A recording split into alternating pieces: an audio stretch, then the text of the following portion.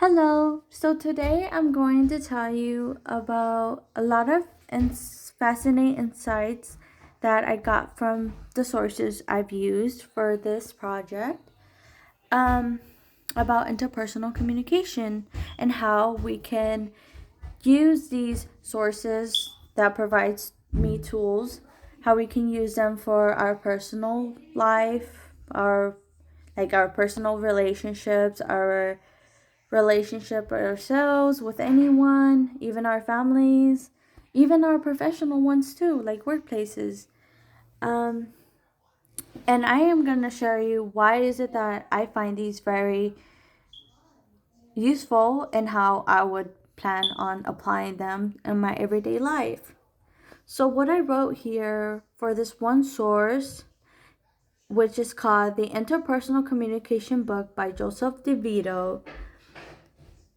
So DeVito, he talks about how communication is a foundation in all healthy relationships. He broke down his relationship phases by contact, intimacy, rotation, repair, and desolation. Which is relevant because it mirrors by like any mine or others' real life dynamics.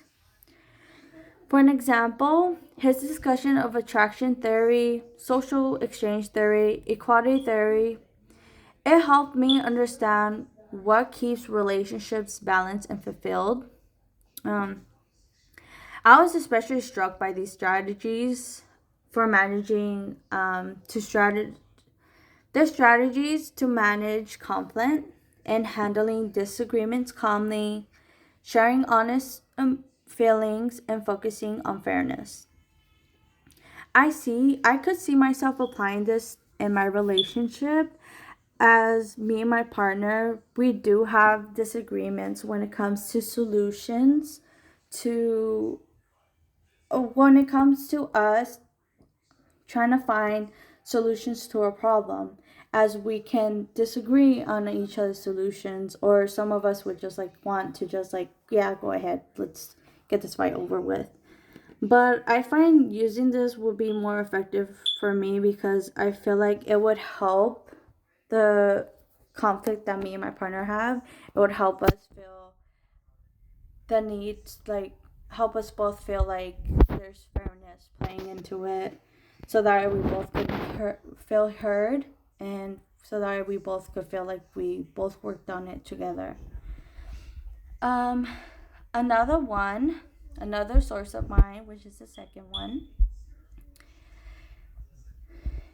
was by Marsha Lena's Interpersonal Effectiveness Skills Manual, which focuses on assertive communication, which Linehan breaks down interpersonal skills into three goals: maintaining self respect, achieving personal goals, and nurturing healthy relationships.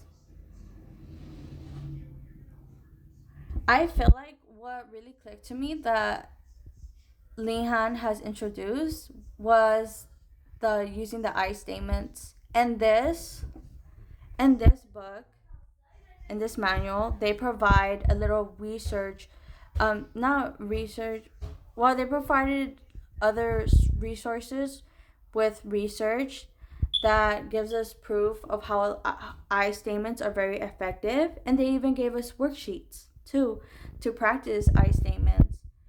Um,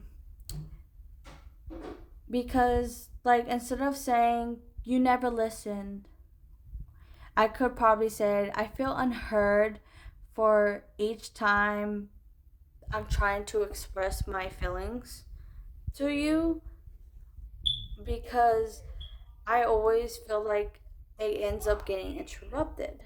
That could be like, that's a clear example of how to use an I statement. I plan on using this probably with my sister, or with any sibling of mine. Um, when discussing sensitive topics, this can help this lead to an understanding between two people and help avoid conflict. Let's see. So a third one would be from Victor W. Harris on his book 9 Important Communication Skills, which was introduced. Gottman's research-based principles like avoiding criticism, contempt, defensiveness, and stonewalling. What also fascinated me on that was his way of telling me to calm down before addressing a problem. So I'm eager to really try that one because I feel like if I were to practice on not letting my emotions get the best of me when it comes to a conflict or when it comes to talking, I feel like that would best avoid conflict from getting worse and for everyone who is arguing to feel heard. This would be a perfect one for me to use, especially in my relationship with my partner, as so that I don't end up saying anything that I end up regretting and he's end up saying something he regrets, or we don't put one another down. I would say so. Him, so Victor giving us the the advice of first calming down, taking a break from the conflict in order to avoid it from becoming worse and being able to regroup again and talk about it when we're both cool down. That's something that's very interesting. And lastly, Jason S. French, Interpersonal Communication, a mindful approach to relationship, which was an eye-opener. He highlights how mindfulness can transform the way we communicate. Paying attention to verbal and nonverbal cues like tone and body language helps convey respect and empathy. This is something I want to bring when interacting with either a customer or a manager, especially because if I feel like I'm rushed or if I feel like when my poker face for when I'm trying to fake smile, although I have a bad day and so many things, rush hours is happening. It's something that makes me end up showing like that I'm stressed out. And I do kind of want to avoid that. Showing that I'm stressed out, when I want our customers to feel comfortable and I want to avoid any problems with that because anyone could tell if somebody feels rushed or if somebody feels frustrated or angry.